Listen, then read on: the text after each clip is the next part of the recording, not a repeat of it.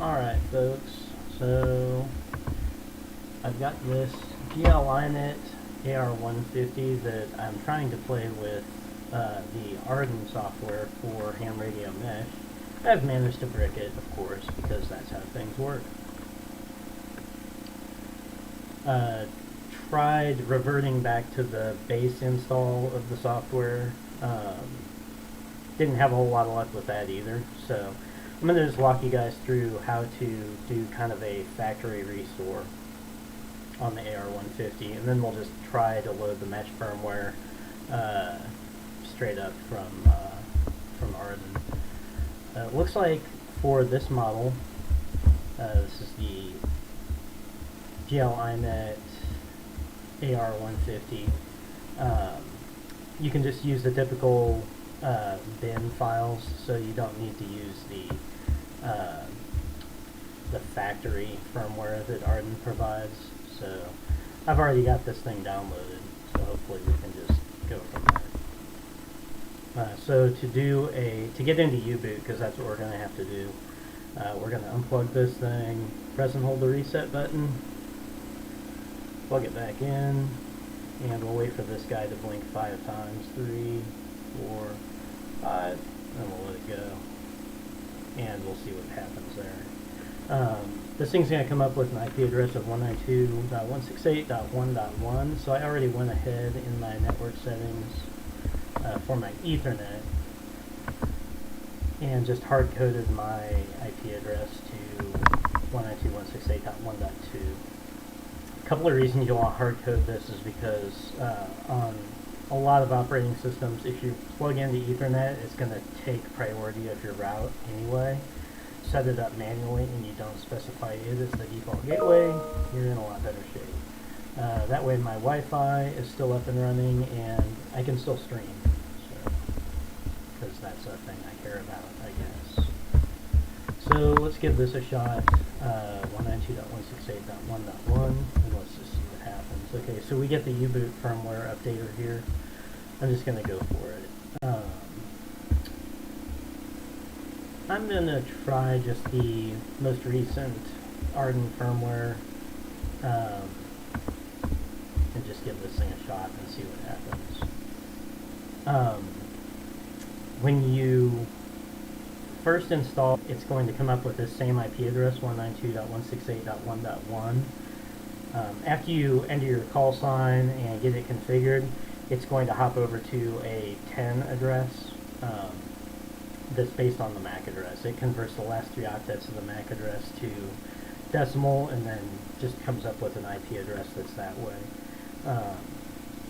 You can get a couple of collisions, but the mesh is so kind of, I guess it's not popular enough to have a whole lot of collisions with those, with that 3 octet scheme that they came up with. I'm just going to wait for this thing to reboot and see when it comes back to life.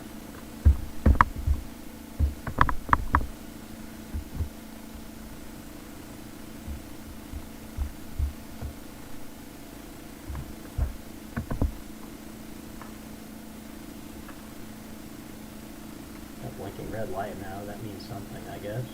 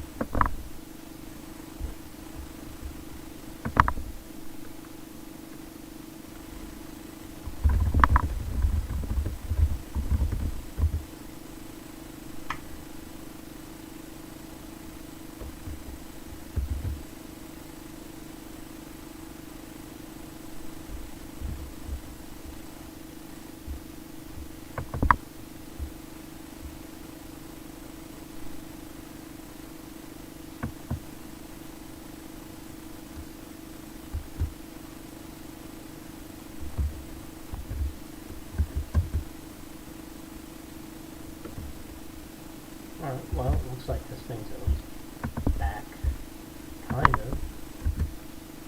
Alright, so here we are. At this point we've got the AREDN firmware installed on our GLINet AR150. This is it. This is the setup. So that was really all there was to it.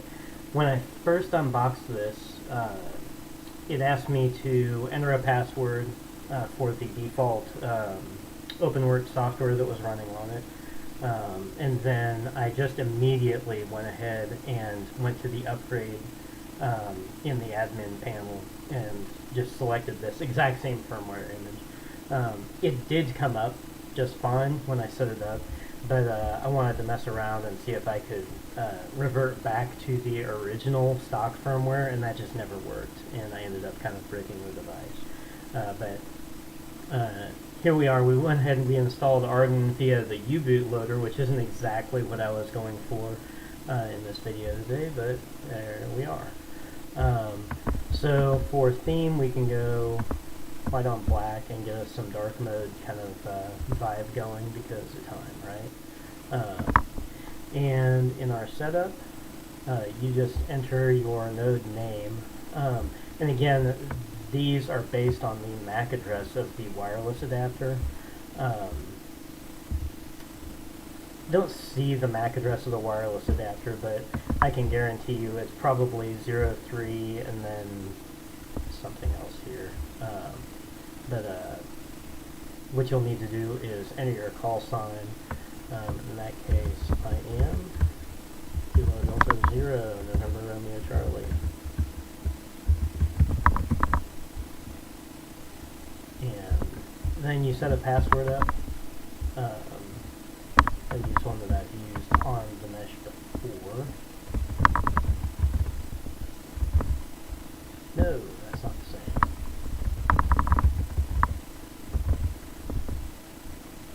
Those should be the same.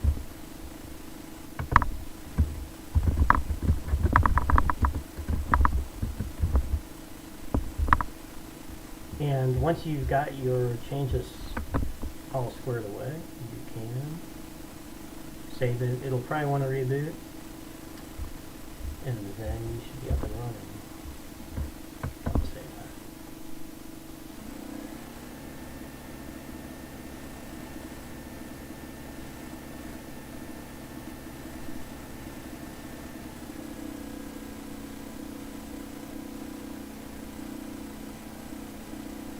Now I've got one other node behind me, probably out of frame here, but I've got a Ubiquiti Rocket M2 with just a couple of crappy omnidirectional antenna on it. And I've got some other kind of tacky equipment in here that's not really AREDN, but it can kind of mesh.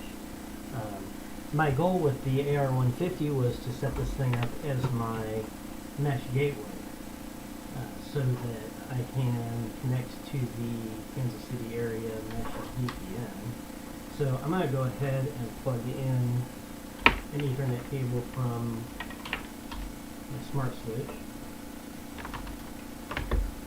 into my LAN port. So we've got a LAN port, which is where I've got the laptop connected, and that's how, like, if you're going to hop on the mesh with one of these devices, you'll just want the LAN port and a laptop. For my gateway, I'm going to go ahead and plug in a network port on the WAN side and see how that works. Oh, that's correct. Okay, so now we do actually have to go to probably DHCP, and this is where I might lose the stream. Well, let's go ahead and configure it anyway. So once I got it configured, I said it was going to hop over to a 10 address. That's why I can't connect to it, because I am still hovering over here on 192.168.1.2.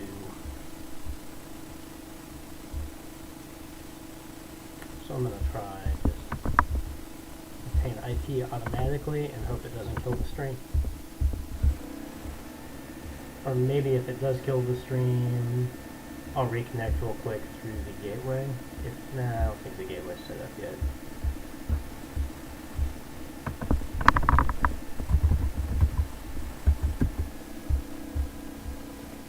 Okay, here we are. Am I still alive? Can't tell. We'll just pretend I am.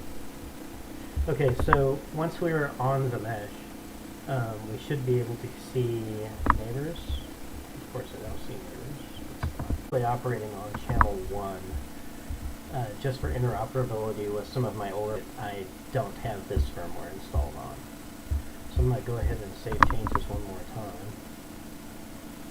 And it'll reboot again, I should be happy.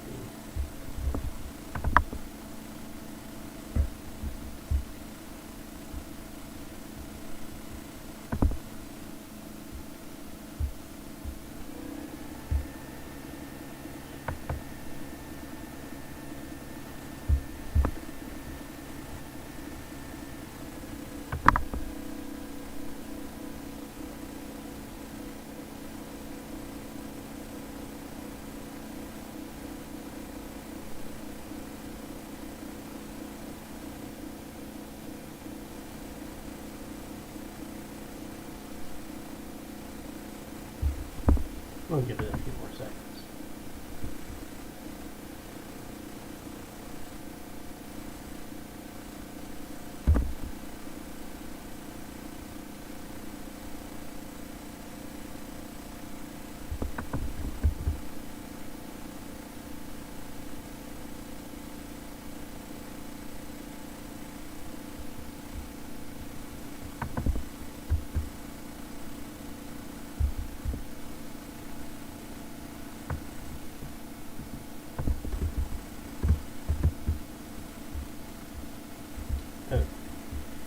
You'll notice I had to actually just go to localnodes:8080 instead of the address that it was trying to send me to. Not sure why that is, but it's interesting. Okay, so here we are with a couple of mesh neighbors.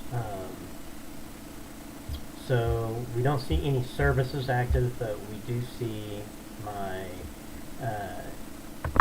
KM3SH node, which is my Rocket M2 that's up here behind me, mounted on my bookshelf. And you can also see that it actually knows my Tornado 720 by name. For whatever reason, it's not populating the name across to this AR150 that I just set up, but that's okay. Oh, now I've got a name for it. Awesome. So at this point, my mesh is totally up and running. I'm going to go ahead and set up the gateway now, which is important.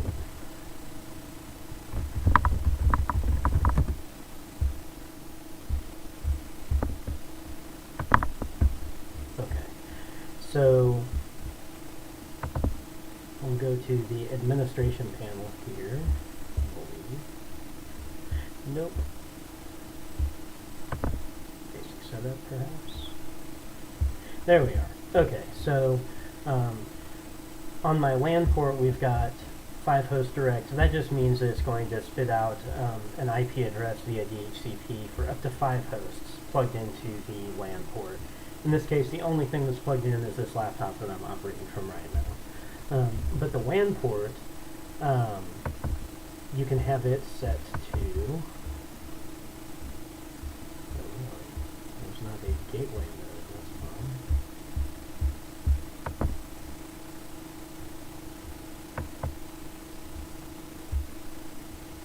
Allow others to use. Okay, so again it says reboot, so we'll go ahead and let it do the reboot. Now, the M2 has the VPN set up on it, and it can't get out to the internet right now because there is no gateway, because this AR150 is my gateway and I'm just getting it configured.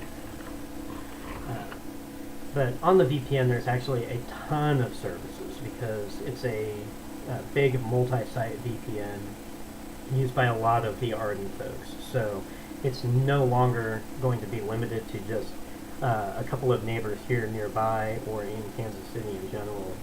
It's all over the world, really. So hopefully, once the AR-150 reboots and the M2 establishes its VPN tunnel back to the mothership, we should be in business. I'm just going to go ahead and bypass that,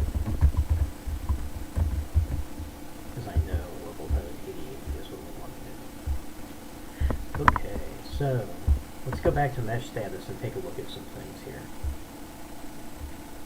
I know that this is my Rocket M2, and I can browse again through all of these mesh nodes. And here we go. So the VPN on the Rocket M2 is now starting to discover some neighbors, including Bill's home network and a couple of other nodes here as well. And the way that the protocol works is called OLSR, Optimized Link State Routing Protocol. It advertises services, and so as it gets updated service advertisements from other nodes on the mesh, this list is going to get really big really fast. Let's see what happens. Yeah, see? We've already got a whole bunch of other devices here. So a couple of cool things we can do, now that I'm on the mesh, I can actually hop on these things that are only on the mesh network. Well, only on the mesh network. That's not going to work because my internet DNS is all changed. That's awesome.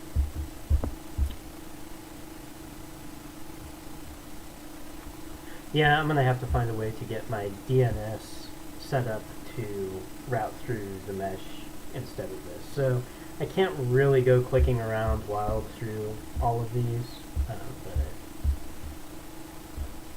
let's see what happens. Well, so I can get to some of these devices. Why can't I get to some of the other ones?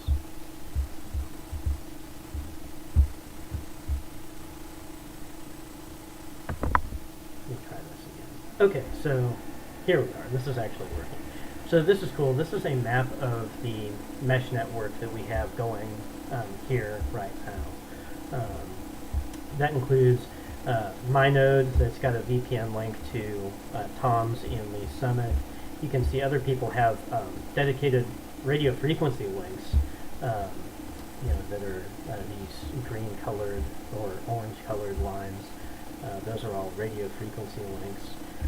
The gray ones are VPNs. So you can see here in Kansas City, we're pretty spread out.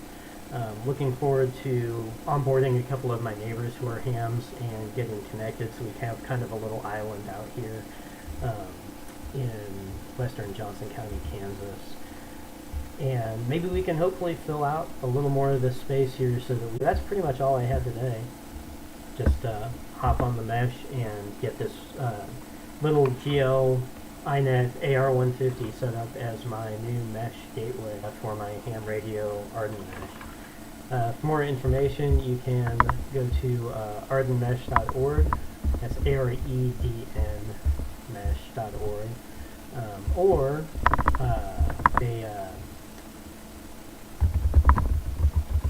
you've got a groups.io that's Kansas City Mesh.